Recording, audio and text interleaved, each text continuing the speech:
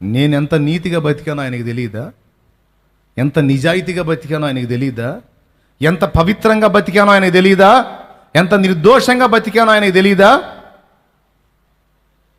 తప్పు చేసినోడిని శిక్షించమను, నిర్దోషిని నిరపరాధినే నన్నెందుకు శిక్షించాడు? నన్నెందుకు బానిసగా అప్పచెప్పాడు? నాకెందుకు జీవితం లేకుండా, భాగస్వామి లేకుండా, సంతు లేకుండా, వంశావళి లేకుండా చేశాడు? ఎందుకు?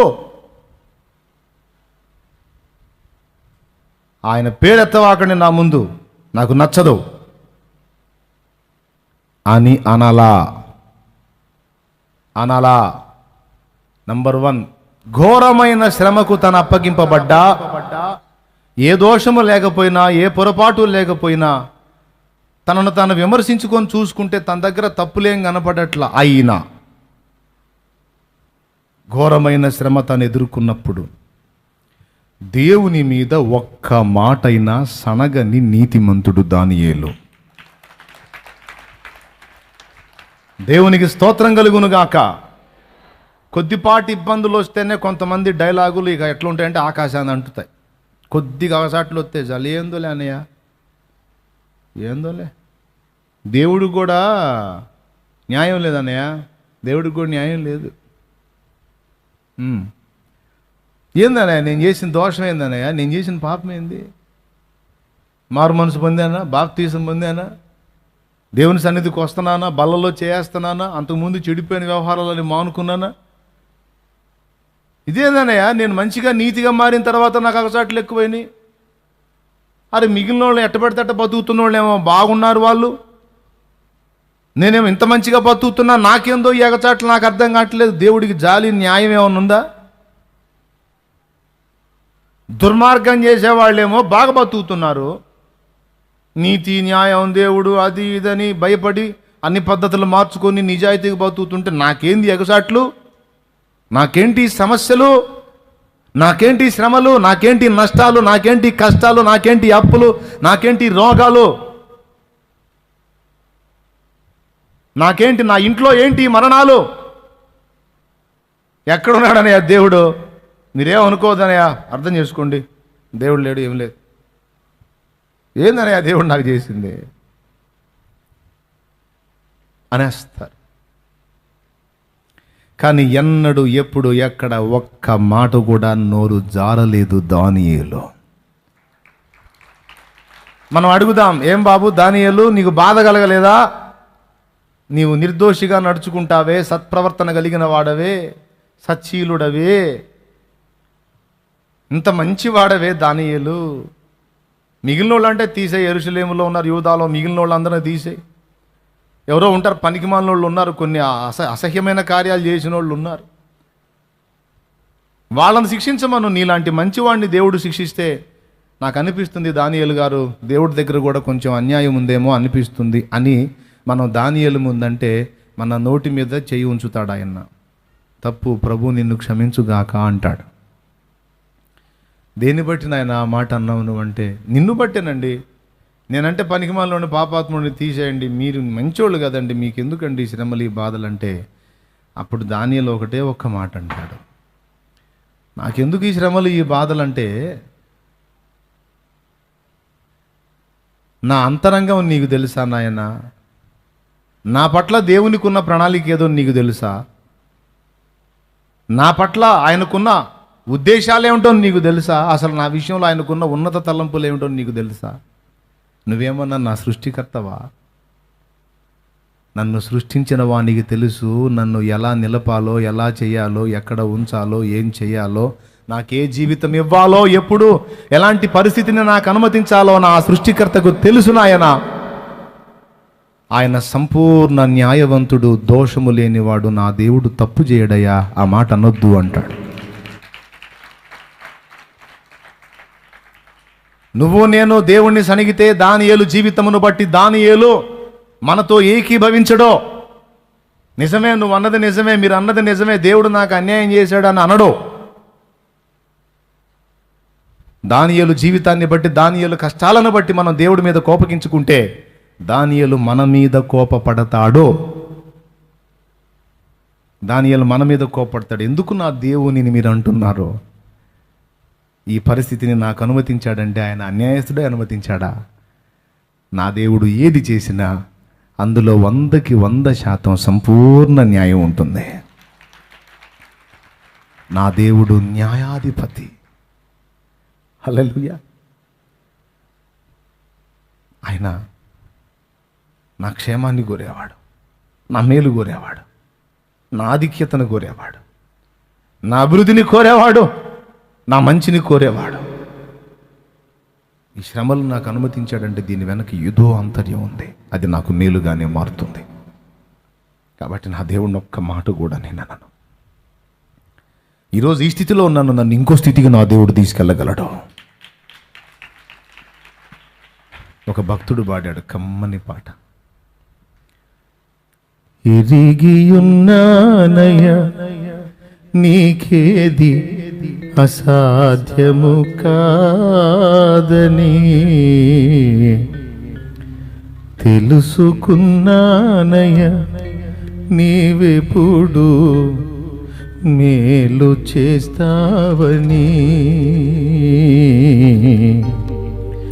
ఎరిగియున్నానయ నీకేది అసాధ్యము కాదని,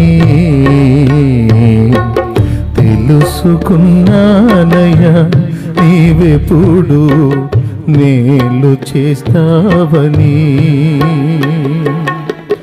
మార్పులేని దేవుడ నీవని మాట ఇచ్చి నెరవేర్చుతావని.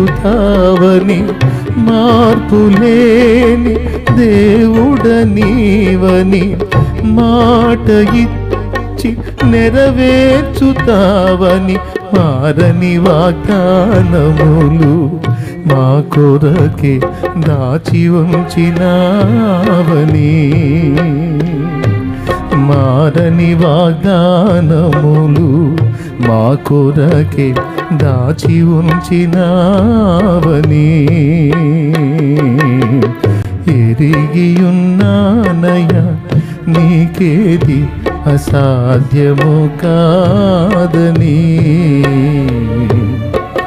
తెలుసుకున్నానయ నీవెప్పుడు మేలు చేస్తావని.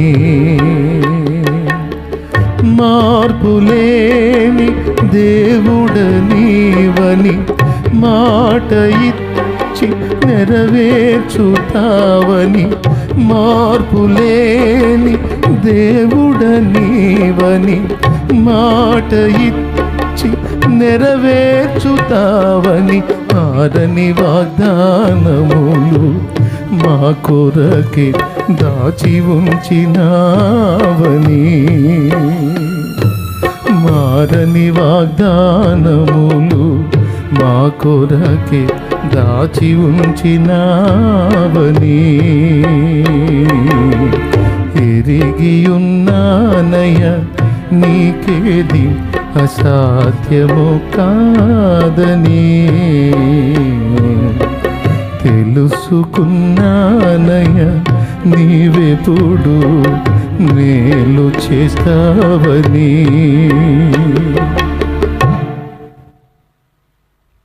నాకు తెలిసి ధాన్యాలు కదిలిస్తే ఇంతే పడతాడు. నాకెప్పుడు మేలే ఆలోచిస్తాడు నా దేవుడు. కొన్నిసార్లు కీడులాంటి ఇబ్బందులు, శ్రమలు కొన్ని నాకు కనిపించినా దాని వెనక కూడా నా మేలునే ఆలోచించి అనుమతిస్తాడు నా దేవుడు. ఆయన నాకెప్పుడు అన్యాయం చేయడు. నాకే కాదు, నా దేవుడు ఎవ్వనికిని అన్యాయము చేయడు. ఆయన సంపూర్ణ న్యాయవంతుడు, ఆయన నిర్దోషి. హల్లెలూయా. మన జీవితంలో మనం ఎదుర్కొంటున్న పరిస్థితుల్లో దానియేలు వలె మనం స్పందించగలమా? తనకు ఘోరమైన శ్రమను దేవుడు అనుమతించినా దేవుణ్ణి సనగలేదు, గొనగలేదు. మంచిగా నిజాయితీగా బతికితే నాకేం ఒరిగింది అని అక్రమాలకు కొంతమంది దిగజారిపోయినట్టు దానియేలు దిగజారలేదు సరికదా. మరి ఎక్కువగా దేవుని యందు భయభక్తులు నిలిపి దేవునికి దగ్గరయ్యాడు. కొంతమంది అన్న నీతి నిజాయితీకి బతికితే నాకేం ఒరిగిందన్న, ఏం ఒరిగింది, నాకేం మంచి జరిగింది గనుక ఇక నేను ఈ నీతి న్యాయం దేవుడు ఇవన్నీ తీసేయి, నేను ఒప్పుకోను, ఇక చూస్తా ఒక్కొక్కటి సంగతి నేను కూడా అని తమకు ప్రతికూల పరిస్థితులు ఎదురయ్యాని సమాజం మీద తిరుగుబడి దుర్మార్గతలోకి వెళ్ళిపోయిన కొందరిని నేను చూశాను. దానియేలు అలాంటోడు కాదు, అందుకే దానియేలు బహుప్రియుడు. కఠినమైన అవమానానికి, దాస్యానికి, శ్రమకి అప్పగించిన తన దేవుడు అన్యాయస్తుడన్న ఒక్క మాట దానియేలు అనలేదు సరికదా, భక్తి మానుకోలేదు సరికదా, దేవుణ్ణి ఇంకా అమితంగా ప్రేమించాడు. ఇది సామాన్యమైన విషయమా? ఎవరు ఇప్పుడు మనలో ఎంతమంది భజన చేసినా పరిస్థితులు బాగున్నంత వరకే. పరిస్థితులు తేడా వచ్చినాయి అనుకో, దేవుణ్ణి కూడా కడిగి పడేస్తారు మనోళ్ళు, దేవుణ్ణి కూడా కడిగేస్తారన్నమాట. అది దానియేలుకు మనకున్న తేడా. నంబర్ 1. నంబర్ 2, రెండవ సంగతి, తన దగ్గర తను వెతుక్కుంటే తప్పులు దోషాలు ఏం కనపడలేదు, అయినా తన నీతిని, తన మంచితనాన్ని, తన పవిత్రతను, తన పరిశుద్ధతను ఆధారము చేసుకొనకుండా, నాకు తెలియకుండా ఎక్కడో చోట ఏదో ఒక దోషం నాలో ఉంటుంది, ఏ దోషం లేకపోయినా ఆదాము నుండి సంక్రమించిన అదే రక్తమును బట్టి నేను పుట్టినవాడను గనుక నా పితరుల దోషమైన నా మీద ఉంటుంది, నా బ్లడ్లో ఉంటుంది గనుక నేను కూడా పాపినే అని దానియేలు దేవుని ముందు ఒప్పుకున్నాడు. దేవునికి మహిమ కలుగునుగాక. హల్లెలూయా. దానియేలు గ్రంథము 9వ అధ్యాయం ఒక్కసారి మీరు తీసి దానియేలు చేసిన ప్రార్థన ఒక్కసారి చదవండి.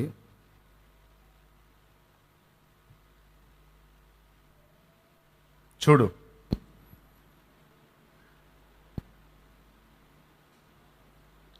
17వ వచనం, 16వ వచనం చూడమ్మా.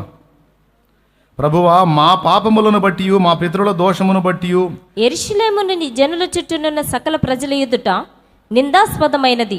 యెరూషలేము నీకు ప్రతిష్ఠితమైన పర్వతము. ఆ పట్టణం మీదికి వచ్చిన నీ కోపమును, నీ రౌద్రమును తొలగనిమ్మని నీ నీతి కార్యములను బట్టి విజ్ఞాపనము చేసుకొనుచున్నాను. ఇప్పుడైతే మా దేవా, దీనిని బట్టి నీ దాసుడు చేయు ప్రార్థనలను, విజ్ఞాపనలను ఆలకించి ప్రభు చిత్తానుసారమైన శిథిలమైపోయిన ఈ పరిశుద్ధ స్థలము మీదికి నీ ముఖ ప్రకాశమును రానిమ్ము. అబ్బా, దేవునికి స్తోత్రం కలుగునుగాక. చదువమ్మా. నీ గొప్ప కనికరములను బట్టియే మేము నిన్ను ప్రార్థించుచున్నాము గాని మా స్వనీతి కార్యములను బట్టి నీ సన్నిధిని నిలువబడి ప్రార్థించుటలేదు. మా దేవా, చెవియొగ్గి ఆలకింపుము. నీ కన్నులు తెరిచి నీ పేరు పెట్టబడిన ఈ పట్టణం మీదికి వచ్చిన నాశనమును, నీ పేరు పెట్టబడిన ఈ పట్టణమును దృష్టించి చూడుము. ప్రభువా, ఆలకింపుము. ప్రభువా, క్షమింపుము. ప్రభువా, ఆలస్యము చేయక చెవియొగ్గి నా మనవి చిత్తగించుము. నా దేవా, ఈ పట్టణమును, ఈ జనమును నీ పేరు పెట్టబడినవే. నీ ఘనతను బట్టి నా ప్రార్థన వినుమని వేడుకొంటిని. నా స్వనీతిని బట్టో కాదయ్యా, నీ కనికరమును బట్టియే, నీ కృపను బట్టియే, మా నీతి కార్యములను బట్టి కాదయ్యా. తర్వాత 20వ వచనం చదువుమా. నేను ఇంకా పలుకుచు ప్రార్థన చేయుచు పవిత్ర పర్వతము కొరకు నా దేవుడైన యెహోవా ఎదుట నా పాపమును, నా జనము యొక్క పాపమును ఒప్పుకొనుచు నా దేవుని విజ్ఞాపనము చేయుచునుంటిని. దేవునికి స్తోత్రము కలుగును గాక. చూడండి, నాకు తెలిసి ఏమి రాయబడలా దానియేలు పాపాలైతే. మరి ఏదన్నా గట్టి ఉంటే ఖచ్చితంగా రాసేవాడు. దావీదును వదిలిపెట్టిన దేవుడు, అబ్రహామును వదిలిపెట్టిన దేవుడు, యాకోబును వదిలిపెట్టిన దేవుడు దానియేలును ఎందుకు వదిలిపెడతాడు? వదిలిపెట్టాడు కదా. కానీ దానియేలు ఏమన్నాడు? నా పాపమును, నా పితరుల